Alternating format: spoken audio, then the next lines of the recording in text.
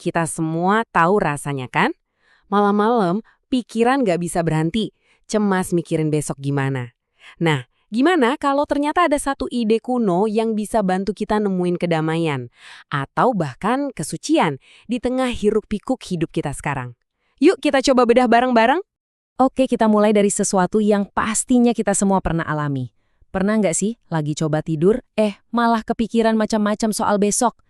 Khawatir meeting, khawatir tagihan, khawatir hal-hal yang belum tentu terjadi. Perasaan itu, cemas soal masa depan, manusiawi banget ya kan?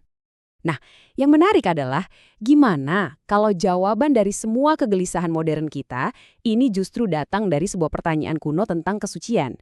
Mungkin kedengarannya nggak nyambung ya, tapi coba deh kita lihat gimana konsep ini sebenarnya bisa mengubah total cara kita ngelihat kecemasan. Jadi, dulu ada yang nanya pertanyaan ini ke Buddha. Coba pikirin deh, di dunia yang seringnya ngejar kekayaan atau kekuasaan, pertanyaan ini justru menggali sesuatu yang jauh lebih dalam. Apa sih esensi dari menjadi orang suci itu? Pertanyaan yang fundamental banget kan?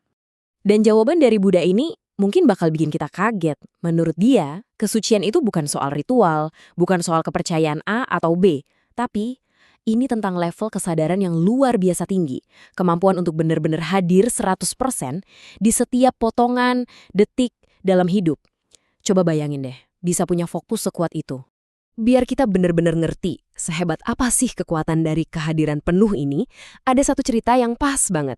Cerita ini nunjukin gimana konsep tadi bisa dipakai bahkan di situasi yang paling mencekam sekalipun. Coba bayangin posisinya, seorang prajurit, tertangkap musuh, sendirian. Dia dilempar ke sel penjara yang dingin, gelap, yang ada di sekelilingnya cuma sunyi dan ketidakpastian. Rasa takutnya pasti udah di ubun-ubun. Pikirannya udah nggak lagi ada di sel itu. Pikirannya udah loncat ke besok, ngebayangin semua siksaan yang mungkin bakal dia alami. Nah, kecemasan inilah yang bikin dia nggak bisa tidur. Dia udah menderita, bahkan sebelum penderitaan yang sebenarnya datang. Tapi, di tengah-tengah keputusan itu, ada sesuatu yang berubah. Sebuah ingatan, sebuah ajaran dari gurunya, tiba-tiba muncul dan mengubah segalanya. Nah, ini dia intinya. Kata-kata guru Zennya terngiang-ngiang. Besok, dengan semua rasa takutnya, itu cuma ada di pikiran. Itu belum nyata.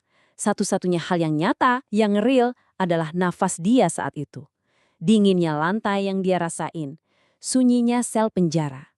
Saat ini. Dan hasilnya luar biasa. Cuma dengan menarik perhatiannya kembali dari masa depan yang mengerikan ke kenyataan saat ini, beban kecemasannya seolah-olah langsung terangkat.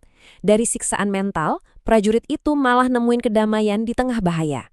Dan akhirnya, dia bisa tidur pulas. Hebat kan? Cerita tadi itu bukan cuma dongeng loh, pelajarannya bisa banget kita pakai.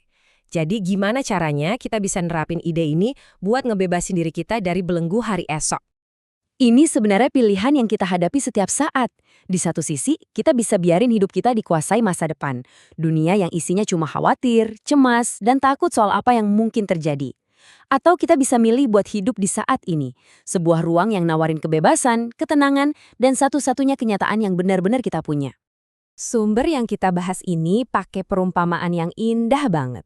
Orang yang bebas dari kecemasan soal hari esok itu diibaratkan kayak sekawanan burung di langit atau bunga lili di padang. Mereka nggak numpuk-numpuk persediaan, nggak cemas. Mereka cuma ada, hadir sepenuhnya, merespons apa yang ada sekarang. Indah dan simpel banget cara hidup kayak gitu. Ujung-ujungnya pesannya cuma satu ini.